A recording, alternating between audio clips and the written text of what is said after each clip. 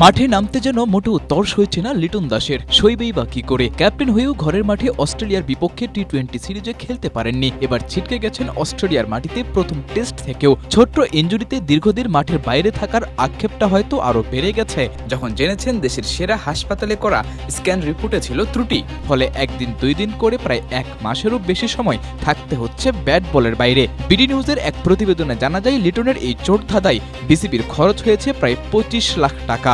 এক পরিচালকের নেতৃত্বে বিসিবির মেডিকেল টিমকেও তাই এবার আনা হচ্ছে জবাবদিহিতায়।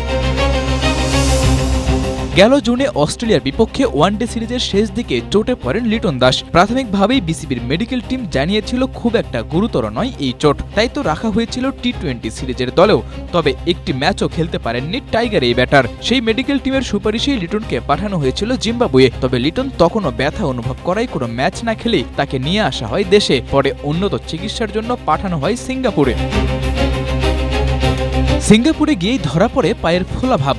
বাংলাদেশের টপ ক্লাস একটি হসপিটালের স্ক্যানও যা ধরা পড়েনি, আর সে কারণেই বিসিবির মেডিকেল টিম লিটনের ব্যাপারে নিতে পারেনি সঠিক সিদ্ধান্ত। সিঙ্গাপুরে স্ক্যান রিপোর্টের পর সেখানে চিকিৎসা নিয়ে দেশে ফিরেছেন লিটন দাস। বিসিবি এবার নতুন করে আশায় আছে অস্ট্রেলিয়ার বিপক্ষে দ্বিতীয় টেস্টের আগে ফিট লিটনকে পাবার। স্ক্যান রিপোর্টে কোনো ফোলাভাব ধরা না পড়ায় বিসিবির মেডিকেল টিমের অবশ্য কিছুই করার ছিল না। প্রধান নির্বাচক হাবিবুল বাশার সুমন তাই বিসিবির মেডিকেল টিমের খুব একটা দায় দেখেন না। প্রমাণের বাইরে মেডিকেল টিমের যে কিছুই করার নেই।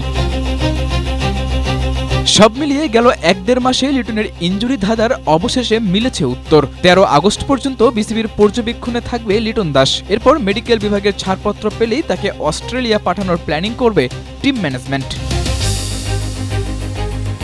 সাদাতুর রাফি, এশিয়া পোস্ট।